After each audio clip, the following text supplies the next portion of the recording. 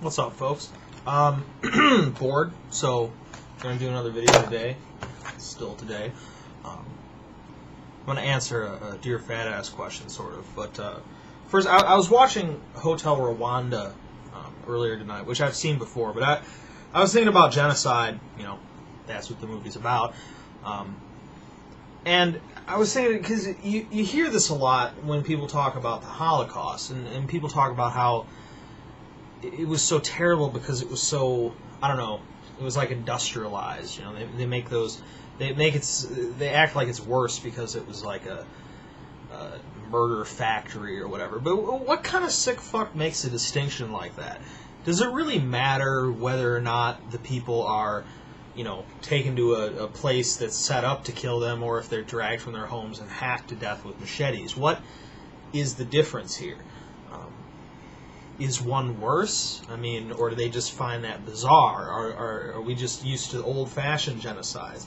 I think that's why they made such a big deal about the Holocaust, because they never made a big deal about other genocides. There's genocides all the time. There always had been. Over and over and over again. But I guess it was just the way that the Holocaust was done that freaked everybody out so much. How fucked up is that?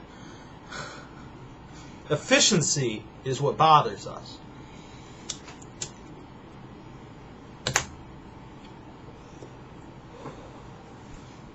Fucking weird. So let's get to that question there. Where are you? There you are.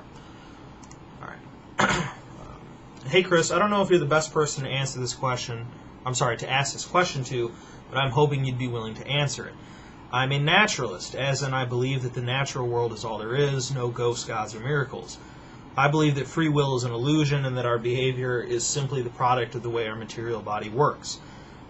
Excuse me. Hence, I don't believe that consciousness can exist independently from the body and ghosts or gods, for example. I'm pretty sure that this is common among atheists, but I wanted to put you into context for the remainder of this letter. Lately, I've come to question whether I'm closed-minded about this. I've checked out miracles and ghost experiences and other possible evidences of supernatural in search of a reason to believe in a supernatural realm. But I'm worried that we skeptics will always give a natural explanation to whatever the claim is. And if we can't think of one, we just say that we'll wait until one is found to avoid the God of the Gaps fallacy. But then how can we ever discover if supernatural entities really do exist? What would ever be evidence of a ghost if we always dismiss the interpretation of it being a ghost? Could we just be closed-minded to such things? Is there anything which we could accept as evidence of the supernatural?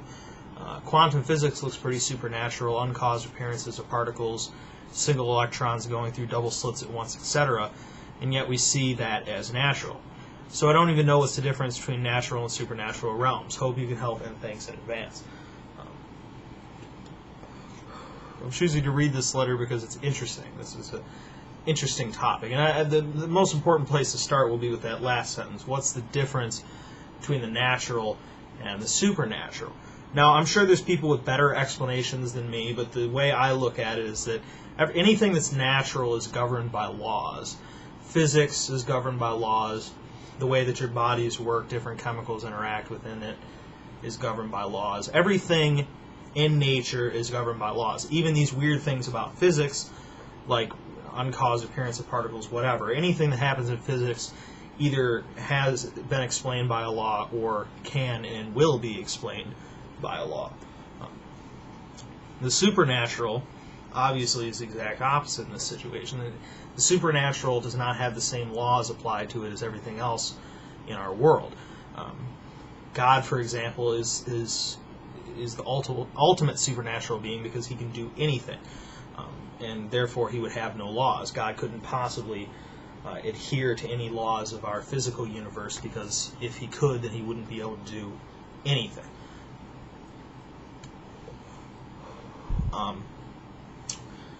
So let's talk about ghosts, for instance. Personally, I don't believe that ghosts are dead people floating around. There's far too many experiences that have been shared for me to believe that it's not true. I've seen something that people consider a paranormal activity. At Gettysburg, I saw the floating orbs over the battlefield. These things, I'm quite certain that they're not human souls wandering around, because that would require us to have souls, and I don't see any proof of that. Because as you said before, the human consciousness cannot exist without the body. You are inexorably linked to your brain, and vice versa. So unless we could prove that somehow human beings could exist outside of the body, or at least consciousness, then we could get onto the issue of ghosts as actual beings.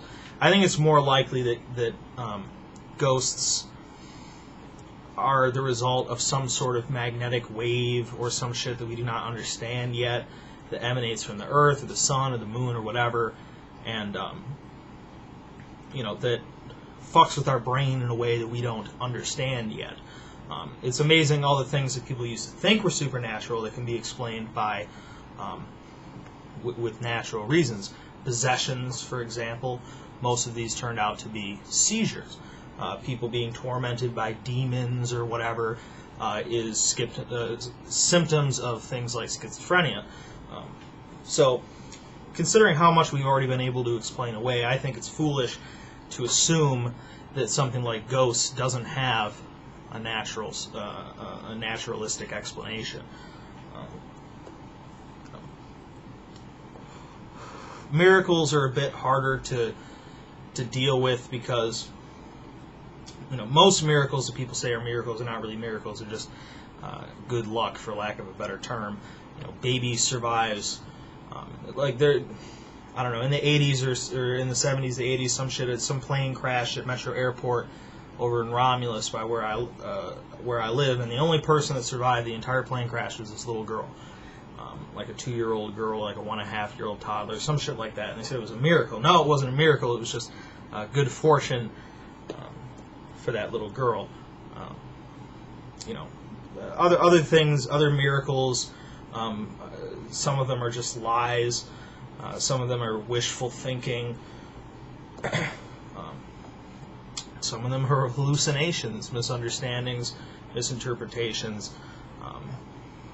That's my standing on miracles. And if anything supernatural does exist, it wouldn't really matter, because we couldn't apply the scientific method to it, because being supernatural, it wouldn't be governed by the same laws that we have to know how things work in order to apply the scientific method. So we wouldn't even be able to, research ghosts or whatever in the same way that we could, understand how a star works or something like that. There's no reason for there to be a supernatural. There's no reason to believe that. There's no reason that you should feel closed-minded about this. That's like, most of us, 99.9% of us can agree that there is not a secret society of fairies that live under the ground.